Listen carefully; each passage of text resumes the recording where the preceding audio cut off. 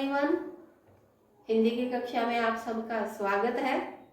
आज हम बीए कक्षा के द्वितीय सत्र में जो पाठ्यक्रम है जिसमें हिंदी साहित्य के इतिहास का भक्ति काल सम्मिलित किया गया है उसके बारे में चर्चा करेंगे। हिंदी साहित्य के इतिहास को अध्ययन की सहूलियत के लिए उसे प्रवृत्ति के आधार पर कालखंडों में विभक्त किया गया है। इसका पहला कालखंड जिसे आदिकाल कहा जाता है, आचार्य रामचंद्र शुक्ल जी ने जिसे वीरगाथा काल कहा है, इसका समय जो है संवत 1050 से 1375 विक्रमी तक का रहा। दूसरा काल जिसे पूर्व मध्य काल कहा जाता है वह भक्ति काल कहलाया। इसका समय संवत 1375 से 1700 विक्रमी तक का रहा।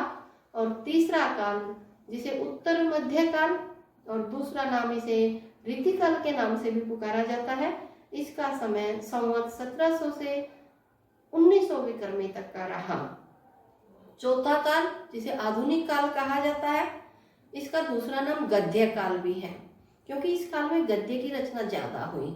इसका समय संवत 1900 से अब तक का स्वीकार किया जाता है। वर्तमान में होने वाली रचनाओं को भी आधुनिक काल में ही गिना जाता है। लेकिन जो प्रारंभिक हम काल की बात कर रहे हैं जिसे आदिकाल कहते हैं, वह हमने बीए के प्रथम सेमेस्टर में पढ़ा। आज हम द्वितीय सेमेस्टर में सम्मिलित जो टॉपिक है वो भक्ति काल है। आज उसके बारे में हम अध्ययन करेंगे। भक्ति काल जो है उसका समय संवत 1375 से 1700 विक्रमी तक का माना गया है। भक्ति की प्रवृत्ति की प्रधानता होने के कारण इस काल के काव्य को भक्ति कालीन काव्य कहा गया है। भक्ति काल में जो भक्ति की धाराएं बही उनको भी आगे शाखाओं में बांटा गया है, जैसे सगुण भक्ति और निर्गुण भक्ति। यानी भक्ति काल में दो प्रकार की भक्ति की शाखाएं हुई, एक है निर्गुण भक्ति, दूसरा है सगुण भक्ति। निर्गुण भक्ति में भी दो प्रकार के काव्य की रचना हुई, जिसमें हमारा एक आता है संत काव्य, दूसरा सूफी काव्य। ऐसे ही जो सगुण भक्ति शाखा थी उसमें भी दो प्रकार की धाराएं थी, एक था राम भक्ति काव्य धारा, दूसरा था कृष्ण भक्ति काव्य धारा। तो बच्चों आज हम इन चारों की ही चर्चा करेंगे। सबसे पहले हम बात करते हैं संत काव्य की। अब संत काव्य कौन सा काव्य कहलाया? जिन्होंने अपने ईश्वर को अरूपा, निराकार, वह जिसकी कोई रूप नहीं है, जिसका कोई आकार नहीं है, जिसका कोई नाम नहीं है, ऐसे ईश्वर की प्रार्थना पर बल देने वाले कवि संत कवि कहलाए। संतों में कबीरदास जी विशेष रूप से प्रख्यात हैं। उनके साथ साथ रैदास, धर्मदास, नानक, दादू दयाल, सुंदरदास, मनुकदास, गरीबदास आदि के नाम उल्लेखनीय हैं। जिस प्रकार से इन्होंने जो काव्य रचनाएं की उनमें हमें पढ़ने के उपरांत पता लगता है कि संत काव्य की विशेषताएं क्या रही होंगी। संतों में नामदेव जी प्रथम संत कहे जाते हैं। संत काव्य की जो विशेषताएं थी वो इस प्रकार हैं। संतों ने नंबर 1 यदि हम बात करें तो कि उन्होंने निर्गुण की उपासना पर बल दिया। संत कवियों का मानना था कि उनका जो ईश्वर है वह एक है, उसका कोई रूप नहीं है, कोई आकार नहीं है, कोई नाम नहीं है। निर्गुण पर बल देते थे वो। आगे हम निर्गुण काव्य की विशेषताओं को आगे बढ़ाते हुए बात करते हैं कि उन्होंने ज्ञान का भी महत्व स्वीकार किया है। भाई जो सच्चा ज्ञानी है वही परमात्मा के नजदीक है, वही ईश्वर को प्राप्त कर सकता है। संत कवियों ने गुरु के महत्व को भी स्वीकार किया है।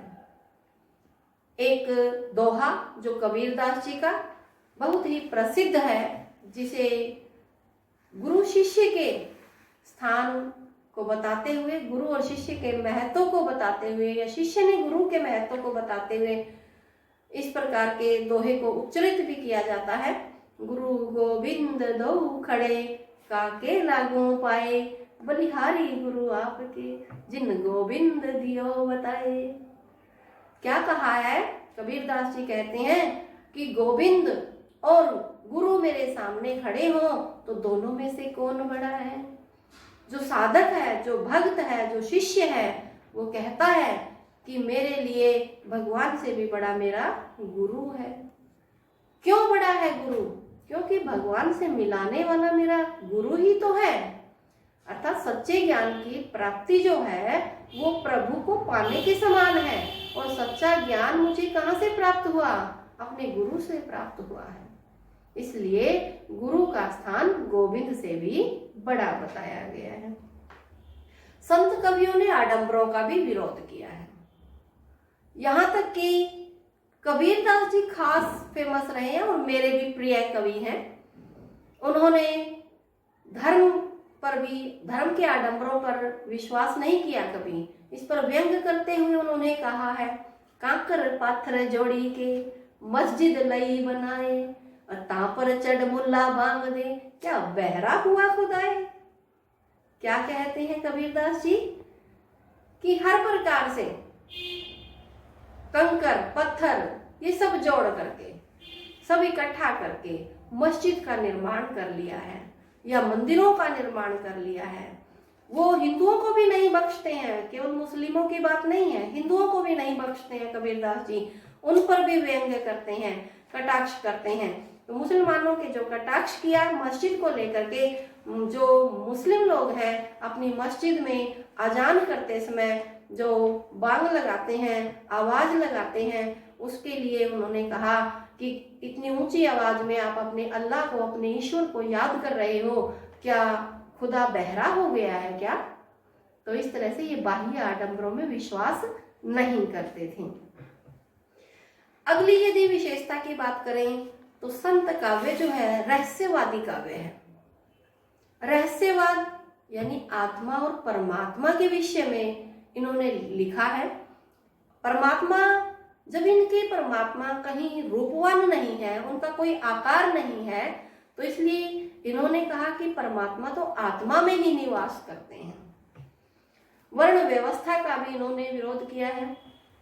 जैसे एक दोहा, जाति पाति पूछे नहीं कोई, और जो हरि को बजे सो हरि का होए। तो जाति के आधार पर ईश्वर किसी से भेदभाव नहीं करते हैं, ईश्वर किसी की जाति नहीं पूछते हैं मुक्ति प्रदान करने के लिए। जो भी हरि का भजन करता है वही हरि का व्यक्ति कहलाता है। इसी प्रकार आगे बढ़ते हुए संत कवियों ने माया के प्रति भी अपना दृष्टिकोण दर्शाया है। माया के प्रति उनका जो दृष्टिकोण है वह नाथों से प्रभावित है। यहाँ तक कि नारी को भी इन्होंने माया का प्रतीक माना है। क्या कहा? नारी की झाई परत, अंधा होत भुजंग, ते कबीरा तिनकी कौन गति, जो नित नारी के संग। क्या कह रहे हैं कि नारी जो है ना, उसकी परछाई पड़ने से सांप अंधा हो जाता है, और उस मनुष्य का क्या होगा जो हमेशा ही नारी के संग रहता है। तो ऐसा नहीं है कि नारी बुरी होती है। संत कवियों ने उल्टा नारी का विरोध किया है। जो अच्छी महिला है, जो पतिव्रता नारी है, उसकी उन्होंने प्रशंसा भी की है। क्या कहा पतिव्रता नारी की प्रशंसा में? पतिव्रता मैली भली, काली कुरूप, पतिव्रता के रूप पर वारम कोटि स्वरूप। पतिव्रता चाहे किसी भी तरह के रंग रूप की हो, रंग रूप से स्त्री का महत्व नहीं आंका जा सकता, उसके सतीत्व को, उसके पतित्व को नहीं आंका जा सकता। जो नारी पतिव्रता होती है उस पर तो कबीरदास जी कहते हैं कि मैं सैकड़ों सुरूप सुंदर नारियों को भी वारता हूँ, निछावर करता हूँ। तो इस प्रकार से संत कवियों ने अपनी जो भाषा प्रयोग की है उसमें जन सामान्य भाषा का प्रयोग किया है, क्योंकि संतों की प्रवृत्ति होती है भ्रमण करना।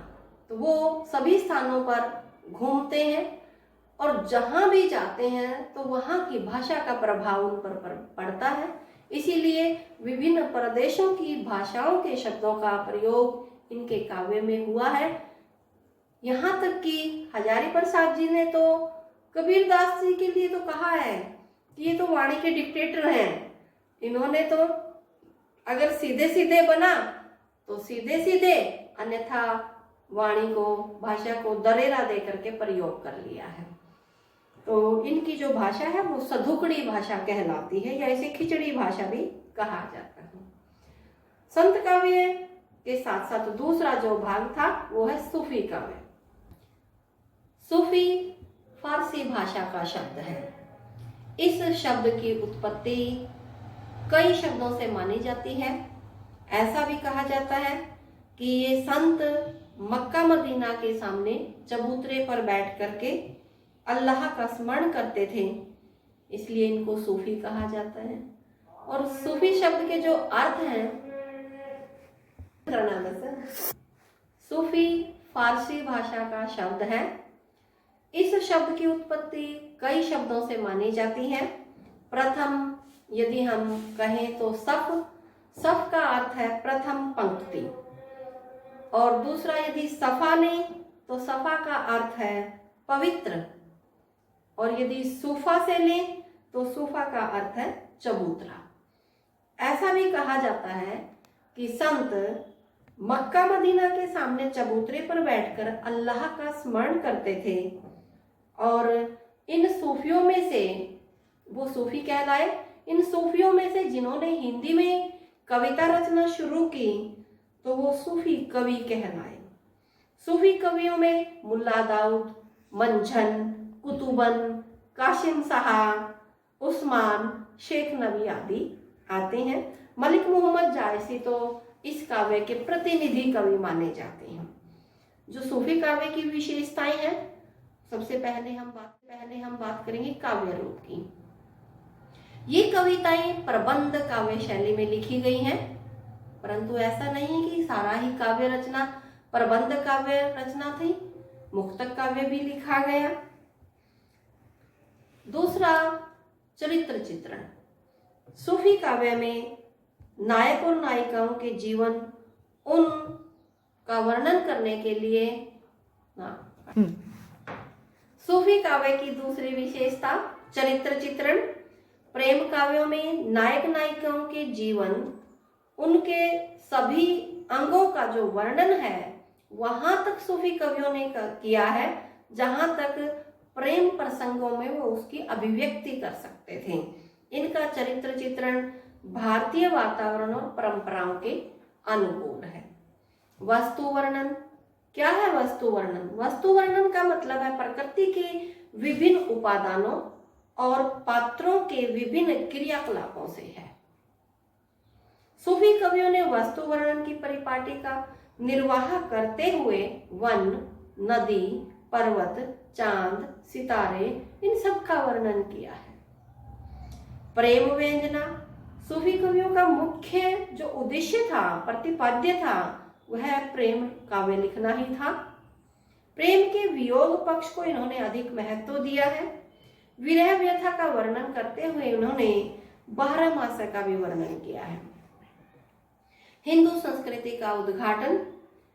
सूफी काव्य, इसके अंतर्गत हिंदुओं की जो परिवारों की कहानियां हैं, उनके लोक पक्ष के व्यवहारिक और वास्तविक रूप को इन्होंने अपनी कविताओं में उजागर किया है, जिसके कारण हिंदू और मुसलमान दोनों का मोह इन्होंने अपनी ओर आकर्षित कर लिया है। नारी का महत्व। प्रेम साधना के साध्य रूप में सूफियों ने इसे स्वीकार किया है। ईश्वर के प्रति अपने प्रेम को व्यक्त करने के लिए ईश्वर को पत्नी रूप में इन्होंने भजा है, उसकी प्रार्थना की है। गुरु का महत्व। संतों की भांति सूफी कवियों ने भी गुरु के महत्व को स्वीकार किया है। जायसी के पद्मावत में हीरामन तोता गुरु का प्रतीक माना गया है। इनकी भाषा अवधी भाषा रही है।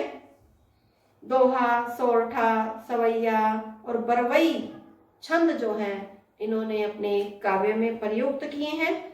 अतः जो सूफी रचनाएं हैं वह लोक रंजन और लोक मंगल दोनों ही कामनाओं को पूर्ण करने वाली है। इसके बाद बात करते हैं सगुण भक्ति धारा की। बच्चों, आपको समझ आ रहा होगा। यदि आपको कहीं दिक्कत महसूस हो तो कमेंट बॉक्स में आप अपनी जिज्ञासा डाल सकते हैं। हम भक्ति की दूसरी शाखा की बात करते हैं जो सगुण भक्ति है। सगुण भक्ति धारा की जो शाखाएं हैं उनमें हम राम काव्य की बात करते हैं। राम काव्य से पहले आपको मैं बता दूं कि सगुण भक्ति है क्या। वह भक्ति जिसमें किसी न किसी रूप को अपना आराध्य माना गया है। ईश्वर की प्रार्थना किसी न किसी देव के रूप में की जा रही है। जैसे हम अपने हिंदू धर्म के अनुसार जिन देवी देवताओं को हम मानते हैं उनकी मूर्ति रूप में पूजा करते हैं, तो मूर्त रूप की जो पूजा है वही सगुण भक्ति है। सगुण भक्ति के अंतर्गत राम काव्य ईश्वर का रूप श्री राम में देखकर अपने काव्य की रचना करने वाले कवि राम भक्ति के कवि कहलाए, राम काव्य के कवि कहलाए। श्री राम के बाल रूप से लेकर मर्यादा पुरुषोत्तम रूप तक की वंदना राम काव्य लिखने वाले कवियों ने की है। राम भक्ति का वास्तविक प्रवर्तन स्वामी रामानंद के प्रयत्नों से शुरू हुआ। इनके बाद तुलसीदास रचित रामचरितमानस, वाल्मीकि रामायण उनसे भी पहले की है। और जो राम काव्य लिखने वाले प्रमुख कवि हुए उनमें केशव, नाभादास, हृदयराम आदि। राम का जो स्वरूप है वो कैसा है इन कवियों का। राम भक्त कवियों के इष्ट देव रहे हैं राम। उन्होंने जो विष्णु के अवतार हैं राम, उनकी पूजा और आराधना की है। राम परब्रह्म परमेश्वर का स्वरूप है उनके लिए। राम भक्ति को मानने वालों की जो भक्ति है वह दास्य भाव की रही है। कहा भी है, सेवक सेव्य भाव बिनु भवन तरिये और गारी। यानी सेवक सेवा का जब तक भाव नहीं होगा तब तक इस भव सागर से पार नहीं उतरा जा सकता। राम काव्य में समन्वय की साधना पर बल है। लोक और शास्त्र का समन्वय है, गृहस्थ और वैराग्य का समन्वय है, ज्ञान और विज्ञान का समन्वय है, भाषा और संस्कृति का समन्वय है। आरंभ से लेकर के अंत तक सर्वत्र हमें समन्वय दिखाई देता है। राम भक्ति काव्य में उच्च आदर्श की स्थापना की गई है। राम काव्य के पात्र आचार व्यवहार व लोक मर्यादा की कसौटी पर खरे उतरते हैं। राम काव्य का आदर्श पक्ष बहुत ही उच्च है। आदर्श पुत्र है, आदर्श राजा है, आदर्श पत्नी है, आदर्श माता है, आदर्श भाई है। इन सब का वर्णन राम काव्य में हमें देखने को मिलता है। राम काव्य जब लिखा गया तो अधिकतर काव्य प्रबंध रूप में लिखा गया है, लेकिन मुक्तक यहाँ भी देखने को मिलते हैं। रस योजना, रस 9 माने जाते हैं, तो नवरस योजना राम काव्य में हमें मिलती है।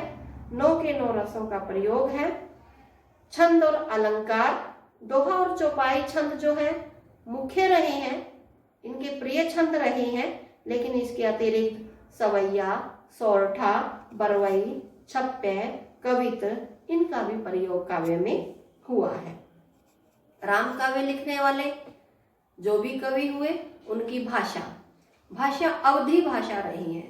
जो मर्यादा पुरुषोत्तम राम रहे, जो इनके काव्य का आधार थे, वो अवध प्रदेश से संबंधित रखते थे, अवध के रहने वाले थे। इसलिए काव्य की भाषा भी समकालीन समाज की प्रवृत्ति और भाषा के आधार पर अवधी भाषा रखी गई है।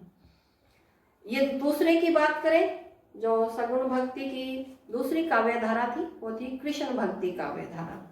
कृष्ण भक्ति धारा के कवि कौन हुए? जिन्होंने कृष्ण को अपना आराध्य देव बनाया, कृष्ण की भक्ति के आधार पर काव्य रचना की, वो कृष्ण भक्ति के कवि कहलाए। इन्होंने श्री कृष्ण के बाल रूप से लेकर ईश्वरमय रूप तक की वंदना की है। कृष्ण भक्ति के जो प्रणेता रहे वो थे वल्लभाचार्य जी। उन्होंने पुष्टि मार्ग का प्रतिपादन किया। कृष्ण भक्ति के प्रमुख कवि सूरदास, कृष्णदास, परमानंद दास, कुंभन दास, छित स्वामी, गोविंद स्वामी, नंद स्वामी, चतुर्भुज दास, इन्हें अष्टछाप के कवि भी कहा जाता है।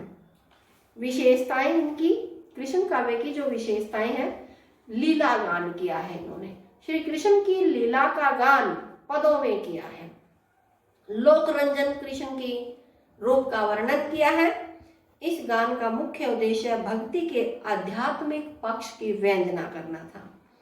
इनकी भक्ति भावना, कृष्ण भक्ति का मूल आधार भगवत भक्ति है।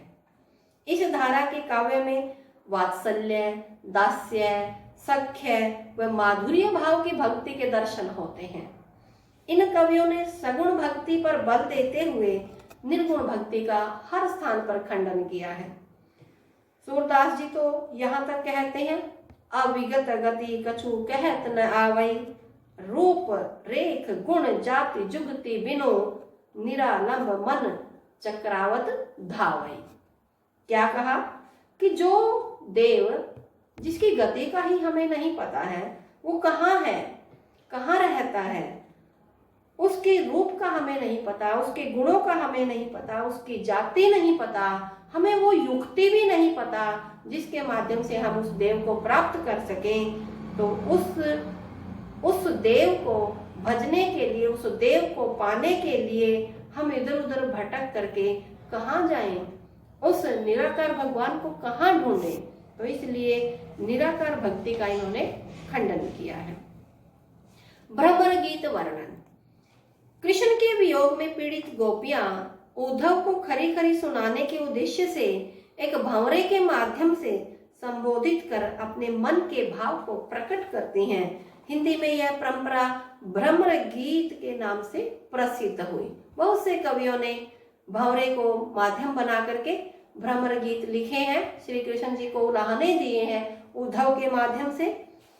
चरित्र चित्रण, राधा कृष्ण के रूप चित्रण और कृष्ण परमात्मा, जिन्होंने कृष्ण को परमात्मा और गोपियों को जीवात्मा माना है, इस प्रकार से इन्होंने राधा और कृष्ण के रूप का और उनके चरित्र का वर्णन किया है। इसके साथ साथ जो कृष्ण भक्ति के कवि थे वो प्रकृति का वर्णन करना भी नहीं भूले हैं। उद्दीपन और अलंकारिक प्रकृति का इन्होंने वर्णन किया है। रस योजना, वात्सल्य, श्रृंगार और शांत रस की योजना विशेष रूप से हुई है। समस्त रूप में काव्य का मूल रस भक्ति या भगवद रस ही है। अलंकार काव्य के अंदर साधन रूप में ही प्रयोग हुए हैं, न कि साध्य बनकर आए हैं। इन्हों की जो छंद थे, दोहा, चौपाई, रोला, कवित्त और कुंडलिया छंदों का प्रयोग हुआ है और काव्य की भाषा ब्रज भाषा रही है। अतः हिंदी साहित्य का मध्यकाल जो भक्ति काल था वह साहित्य का स्वर्ण युग कहलाया। अच्छा बच्चों, हमने हिंदी साहित्य के इतिहास के भक्ति काल को पढ़ा, आप सभी को समझ में आया है ना? तो अब हम इस पढ़े हुए विषय के आधार पर प्रश्नोत्तर करेंगे। जो प्रदत्त कार्य हमारा रहेगा उसमें 2 क्वेश्चन हम करेंगे। क्या कि हिंदी साहित्य के भक्ति काल में किस किस प्रकार का साहित्य लिखा गया। दूसरा, भक्ति की जो 2 शाखाएं थी, उन 2 शाखाओं के अंतर्गत कौन कौन सी काव्य धारा आती हैं, उनका वर्णन कीजिए। धन्यवाद।